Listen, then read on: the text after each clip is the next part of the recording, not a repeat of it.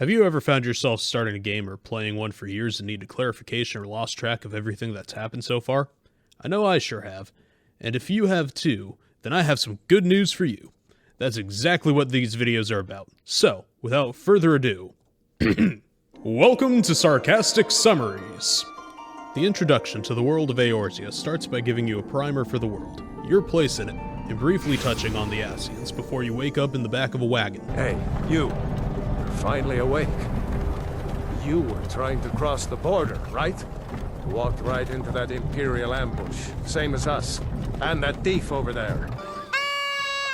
Not that wagon.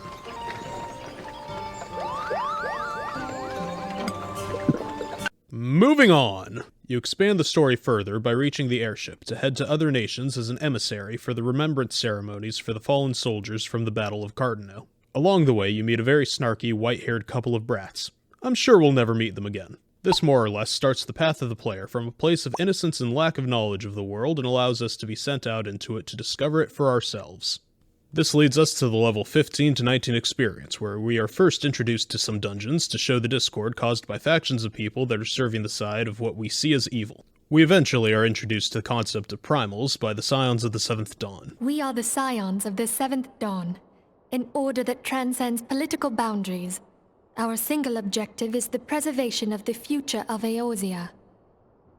Among our gravest concerns are the godlike beings known as the primals. Shortly after, we are then brought into conflict with a beast tribe called the Amalja, who worship Ifrit, the Lord of the Inferno, and must fight against the god once it has been summoned and corrupted some of the immortal flames we were working with to try and stop the summoning in the first place, in a process called tempering. Obviously, that didn't go well. After this, we are brought into the decision of which Grand Company to join, and are now sworn to protect the land of Eorzea from the threat of the primals within and the forces of Garleans without. We then encounter the latter after they shoot an airship down over the airspace of the player's Grand Company state. In this event, we are introduced to our allies, Biggs and Wedge, and are introduced to one of the main conflicts. Levels 20 through 29 lead us through much of the same. We find a report of a primal and see the strife they cause, in this case in the Sylphlands, near Gridania, and the schism that's been created between the tempered and untempered. We're then whisked away to play mediator and make peace with the other neighboring beast tribe of the Ixals that the Gridanians are already at an open war with. Skipping past a bunch of inane busy work, we find ourselves looking for the elder of the friendly sylphs by the name of Frixio. Later we find them in the dungeon called the Thousand Maws of Toto Rak, and discover the main antagonist and prime mover of evil for the time being, an Ascian by the name of La Habrea. Don't worry too much about the name, it's going to be said a lot so you will remember it later. We are then brought to a refugee camp known as Little Alamigo, where there is strife and not much else going on. Skipping forward to the important bits, it's La Habrea disguised as a masked mage trying to incite a new summoning.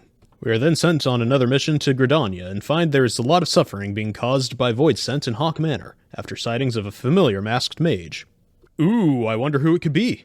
That's right, it's Lady Amadine causing problems. Wait, that can't be right. Let me check the notes. Nope, wait, it's La Habrea. He was manipulating the noblewoman by teaching her a so-called rejuvenation ritual to replace her scarred skin, since she was so incredibly vain that the Ascian decided to exploit her suffering. Shocking, I know. Women.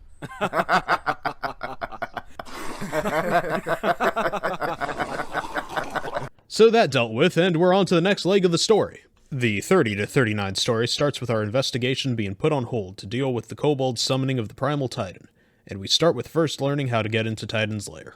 To that end, we go in search of the members of the Company of Heroes with Y'shtola. We're able to track down one member of the company by the name of Wisconsin.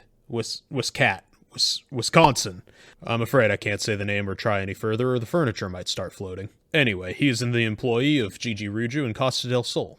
Once found, we try to get the information from him, and instead get a lesson in tedium by being sent out to obtain foodstuffs for a banquet.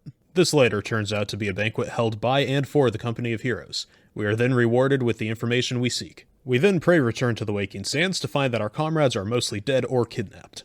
Noraxia, the sylph, before dying, tells us by the orders of Minfilia, who was kidnapped, to take refuge in the Church of Saint Adama Landama, who by the name was probably a Lalafell. Lalafels don't deserve sainthood. Anyway, once there, we meet someone introduced as a veteran of the Battle of Cardano known as Marcus. A short hop, skip, and a jump ahead in the story, Alphino reveals him to be Cid, and we go and set about reclaiming Cid's ship, the Enterprise, from Stone Vigil. In the 40 to 49 story, we gain access to Stone Vigil, where we fight through the Dravanian horde presence there led by a dragon named Iskabind, who is being puppeteered by La Habrea. It's a little abrupt, but it's fantasy, and we gotta fit in the dragon somewhere, folks. As a result of battles between the Ishgardians and Dravanians, the Enterprise was damaged, and is found in need of a corrupted crystal. With the aid of the Sylphs, we are able to get one, and from there we prepare to fight Garuda, who has been rejuvenated by the Ixal. This time they have taken it upon themselves to capture Kobold and Amalja prisoners. They were to be used as sacrifices, but after a taunting from Gaius after being defeated, Garuda tortures the prisoners and forces them to summon their gods through their despair for reasons. Gaius takes advantage of this and uses this moment to capture all 3 primals with the Ultima weapon. While this happens, the Warrior of Light and friends pray return to the Waking Sands. At the Waking Sands, we come to the conclusion that we must break into Castrum Sentry to free the other Scions. There we discover that one of the Scions, Thancred, the useless whoremonger, has been used as a meat suit by La Habrea. And then, shortly after, we are given the ultimatum of Eorzea joining the Empire through surrender or being wiped out using the Ultima weapon. Now that's quite the ultimatum, if you ask me. Ready to give in to despair, the leaders almost surrender. Cowards. And are swayed by Alphino, Minfilia, and Cid. They then plan a counterattack with the Alliance. The attack requires us to cut off Castrum Meridium from the other Castrums. We fight some loser on Cape Westwind, who surely we'll never see again, and then go on with our day to join the attack on Castrum Meridium, knock out the shield, kill another leader by the name of Livia Sasjunis, and directly attack the Praetorium where the Ultima weapon is held. Once inside, we fight our way through the remaining rank and file, as well as leaders such as Nero Tolskeva, who I'm sure we'll never see again. Never mind the fact that we didn't see his corpse. We proceed to make our way to the Ultima weapon, beat up Gaius, who still finds a way to get into the robot. Take a note there, Shinji. And we fight the Ultima weapon, which then gets a power boost from La Habrea, and with the assistance of Hydaelyn and her Blessing of Light, defeat it. Once Hydaelyn has been weakened through use of the Blessing, we then face off against La Habrea, who kills us. But Hydaelyn has just enough mana in the bar left to res us, so we get back up and kick his pansy ass. The Castrum then explodes, as all good enemy bases do, and we make our escape. Fuck Gaius, though.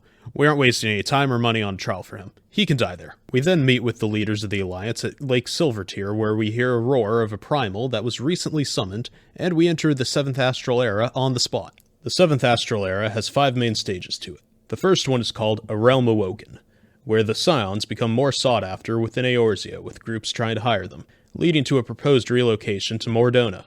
This way they are removed from the influence of any city-state that they might reside in. Minfilia is opposed to moving because she has heard that her mother, who had been reported as missing for years, was somewhere within Thanalan. The Warrior of Light and Alphino track down Flamen, the adoptive mother of Minfilia, in case anyone was wondering why they didn't look alike.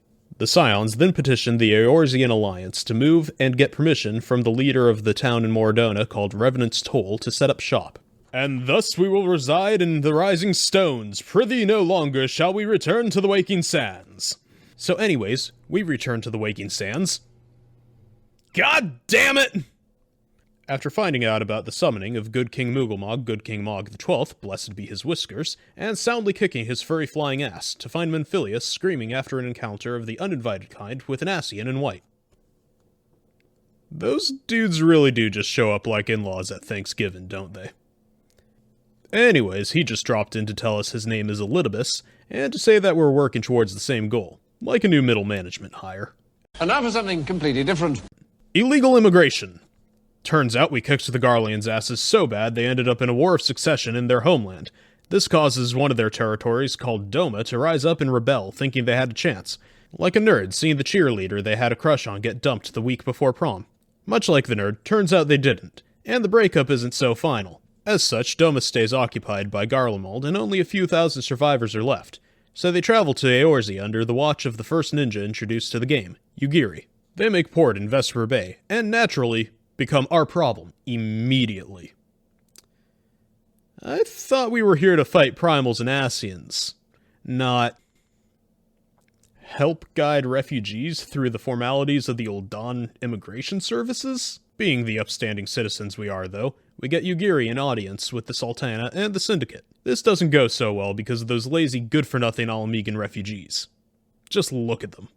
All poor and suffering. Disgusting. So they are told they must try a different city-state because Ul'dah has had enough of immigration issues. Personally, I blame Canada. Blame Canada! Blame Canada! For their beady little eyes and flapping heads so full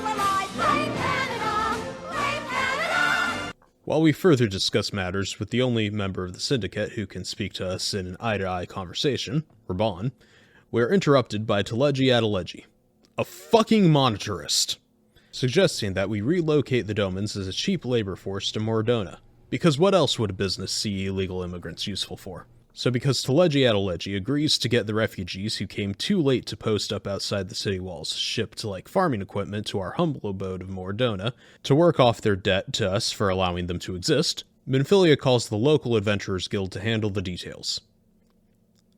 Who's been handling this job the whole time?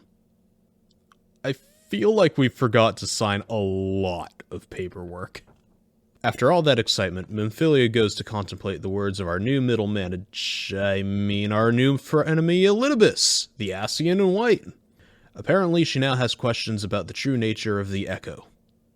Ooh. So, to get on to other business, we all take a trip with the Admiral, who we will only refer to as such because her name reminds me of a town in Wales, insofar that it's consisted of elder speech from the outer reaches of space and time to visit the local beast tribe of the Sahagin. Turns out they want to summon Leviathan again. So instead of letting that happen, the Admiral decides it'd just be easier to cap the priest leading the ritual.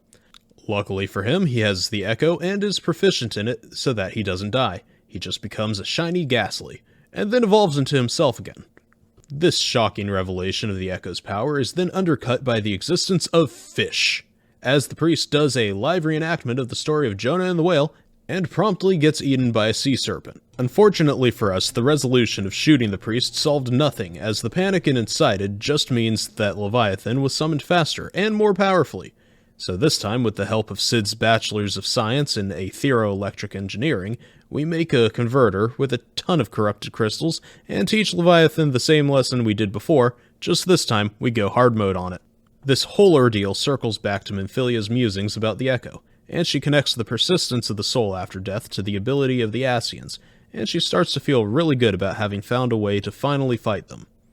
Until Urianger bursts in and informs us that the Isle of Val just got Thanos-snapped, and all of that joy that Minfilia was feeling disappears as she fears that all her friends there are dead. We as the player know of practically no one there, so we take her word for it that it's a big deal. While that's going on, we all get treated to a cutscene that confirms that Adeleji is a communist. Revolution.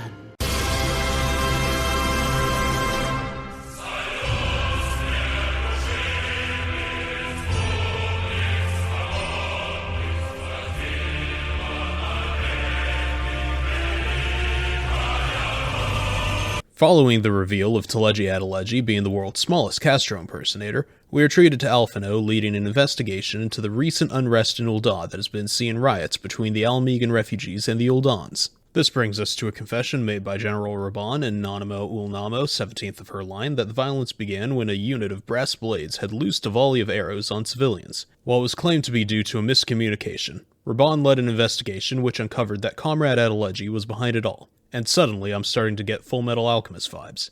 If there's a dog anywhere in this story, I'm out. Back to the point though, it's thought that Adeleji is using the unrest as an excuse to lay claim to the Allegan ruins at Cardano, under the guise of creating a refugee settlement there in an attempt to fix the mounting tensions that he created in Ul'dah. Reborn has a sneaking suspicion that it has more to do though with a weapon that was partially excavated, which was seemingly made to combat Bahamut. All involved agree it seems that Adeleji might have his eyes set on Eorzea, and use the refugee situation to position himself favorably with both the Doman and Almegan refugees. But since we can't do anything about Adeleji, we decide to deal with an issue in the Black Shroud. It would seem that the Tempered Sylphs had summoned Ramuh, who by all accounts seems to be a fair bit different than all the other primals we have dealt with previously. Apparently he's less interested in power, and more about arbitration of the woods. Which means nothing to us because he will still be draining the lands of Aether and must be dealt with like the rest. But the Gridanians are true to their mostly French naming scheme and are too afraid of conflict, so we're forced into politics. The Bad Sylphs try to trick us, and it doesn't work. Their magics are far too weak to fool us. Ramuh doesn't think we're any different from the Garleans and rejects our offer out of hand. He waxes poetic about the nature of light and dark, wondering if it's all man's fault. Doesn't sound too different from the modern feminist now, does he? But then our shiny sylph crystal that was re-gifted to us catches his eye. Knowing somehow that we didn't just beat up the sylphs and take it, he decides he will give us a trial by combat. After he predictably loses that fight, he concedes we were telling the truth, and just fucking dies, but not before warning us that the enemies of peace gather, or something to that effect. I don't know. I was too busy nursing some electrical burns that a certain bearded primal gave me. Watching Ramu dissolve into the land, Urianger is hit with an idea of how to kill the Asians. Rather than let their souls escape our world, we just need a way to imprison them. So he goes to talk to Saburo Arasaka. The scholars of Sharlayan, to develop some new tech. After however many in-game months or even years, it now finally hits Alphino why his grandfather loved Eorzea so much. Somehow this makes him decide that creating a paramilitary organization that only answers to him, Menphilia, and the Scions is the way to protect it. Somehow we're used as a recruitment draw, and we get together a group of NPCs we probably all forgot about from earlier in our journey. Espionage abounds. Surely there'll be no problem with any newly named characters. And it was Aline Roy working under the name of the Ivy as a Garlean spy, and she was pulling triple duty, selling information to the Monetarists and the heretics of the Dravanian Horde as well, all while having been the Flame Marshal and right hand to General Reborn. All this was found out with the help of Ilbert of the Crystal Braves, the Domans, and Alphino's efforts. This leads into us being recruited by Sir Emmerich to assist Ishgard in dealing with the heretics and the supplies they were able to lift with the Ivy's information. Turns out a new leader of the heretics by the name of Lady Iceheart has been interrupting Kurthan trading routes. Dealing with this leads us to find that Iceheart wants to summon Shiva to end the Dragonsong War by reminding the elves and dragons about how all bards tend to die in the end stages of a D&D campaign. Turns out primals can be scalies too, and she teleports off to the next conveniently placed boss arena of the game, but she destroys the Aether Site, making following impossible. The solution to this is the power of friendship, and now we're introduced to our newest long-standing addition to the Scions, Moonbrita. She's gonna repair the Aether Site when she's not helping with the creation of White Aura Site. We go in, kick Shiva's ass, and find out that Iceheart also has the Echo. Seems the gift is more common than we thought, and we start to feel less special. This leads us to question the summoning as it happened, because it was less of a summoning as it was a magical girl transformation. This leads to many questions. And the only answer is to visit a dragon's corpse. So off to the Keeper of the Lake we go.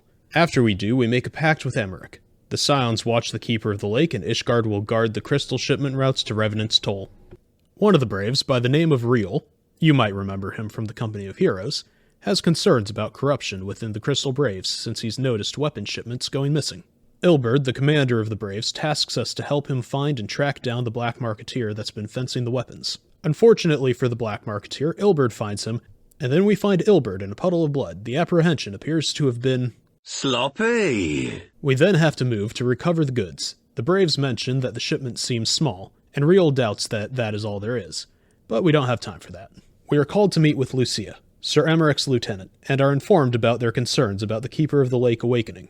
So they naturally request the Warrior of Light to investigate it. After a dungeon, we fight Midgard-Sommer and earn his respect? Maybe?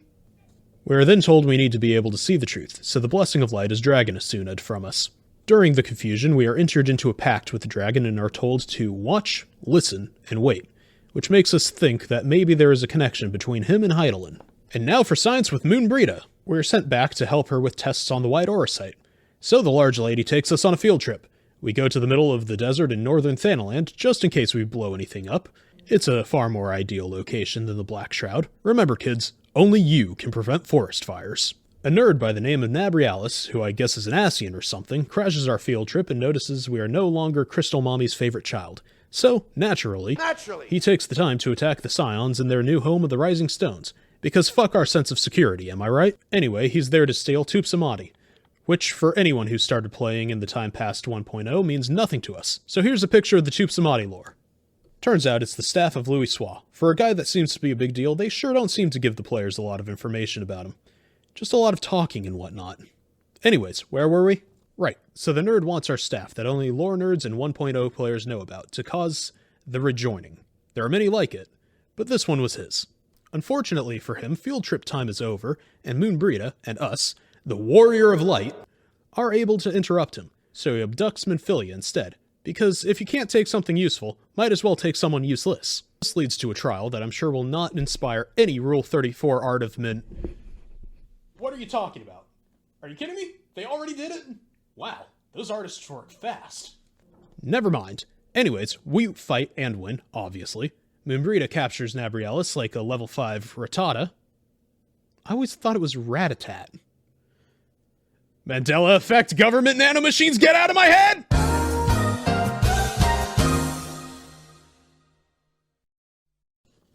So anyways, Moonbrita captures Nabrialis like a level 5 Rattata using a rock and sheer determination, and we are taunted by the nerd that we can't kill him for he is eternal, and once he escapes his white Aurosite Pokeball, he's gonna kill us all. But as a surprise to us and him, Moonbrita plays her trump card, self-sacrifice. With the loss of Moonbrita, we are able to get just enough power to create the Blade of Light we need to take out Nabrialis once and for all. Hopefully, this will not be something we will ever have to repeat again. So a quick funeral and on to the next batch of quests. Alphino, with us in tow, petitions the Grand Companies to help Ishgard with their dragon problem. The Grand Companies, still upset about the lack of support during the Garlean attack on Eorzean soil, tell him no. Alphino pulls a Thanos and does it himself. Fine. I'll do it myself. The Crystal Braves are rallied and we are off to fight dragons on the Steps of Faith. We win, but the Ishgardian Border Patrol has sustained heavy losses. With nothing else to do up there, we go back home and immediately are given 2 new duties. We are to help Tataru go train and become an adventurer like the rest of us, and we are to help a scholar study the aether flows of the Shroud. Tataru tries and fails to become an Arcanist, and realizes that she is best suited to just be the bookkeeper of the Scions as she was before, and our other job becomes a lot more serious. Just like the kids in Stand By Me, we discover a dead body. Unlike those kids, we know this corpse. Turns out it's our good buddy Wildred. Do you remember Wildred? Well, I didn't, and now I don't have to. Anyways, he's dead. And we find out there was no reason he should have been where we found him. This leads to questions, and questions lead to answers.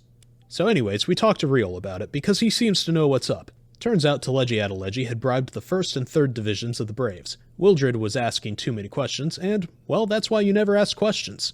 Even though we just did. Following the death, we have to move on to a more terrifying job. PR work. We've been invited to a celebratory feast in Ul'dah and simply must attend! We have a quick diversion where we find a suspicious-looking vial and find a brave by the name of Laurentis who says we should hold on to it. Weird, but okay. We then go to the feast and are pulled aside to have a meeting with the Sultana, or as we call her, Nanamo. Because we're cool like that. During the meeting, Nanamo tells us her intention to start governmental reform through the dissolution of the Syndicate and her abdication from the throne. Taking a break from talking because God is this cutscene long, she goes to take a sip of her wine, and dies. Yep, that's right. She was poisoned, in a room of just the 2 of us. I'm sure this can't get worse. Teleji Adeleji bursts into the room. Oh hey, it did get worse. A second Lalafell. And then has us searched. The suspicious bottle on us is somehow a match for the poison without being tested. I wonder how they drew that conclusion. Anyways, we're now guilty of regicide and are arrested. Meanwhile, our friends are also being put in a sticky situation. Alphino is being betrayed by Ilberd, who is the captain now. Look at me, sure. Look at me, sure. I'm the captain now. Thancred is talking to a girl! Wait, that doesn't sound so dangerous. The cops come out to cockblock him and he bounces out of there, never to be laid again. I guess it was more serious than I thought. Teleji Adeleji bursts into the party with us in ropes. Kind of an eyes wide shut kind of rich person, isn't he? Anyway, he declares the charges and demands the arrest of the Scions. Reborn objects, saying only the Sultana can do that and the Brass Blades are not his private army. Adeleji mockingly hits him with the no you, quipping about the immortal flames, and then salts the wound with a sight of dead Sultana. Teleji starts a witch hunt, claiming we, thanks to Thancred's possession earlier in the story, were using dark magics to manipulate the Grand Company leaders. The leaders, having had enough of this kangaroo court, bounce out. Reborn, mad about the party foul, gets heated. In the argument, Teleji Adeleji loses his head. Literally. And Reborn loses an arm. Thanks, Ilberd, you dick. Guess Reborn should have stopped at attacking one Lalafell instead of trying to get rid of Lolorito as well. One-armed but not disarmed, Reborn continues his fight and tells us to run and find the true killer. So we do just that. During our escape, our friends do their best Moonbrita impressions. Self-sacrifice abounds until the only people able to escape Ul'dah are us, Alphino, and Tataru. We are aided by a familiar merchant, and later our good friends at the Ironworks. We are dropped off in Korthus with our new best friend, Lord Harshafont, and told he will see about harboring us in the one place we'll be untouchable, Ishgard.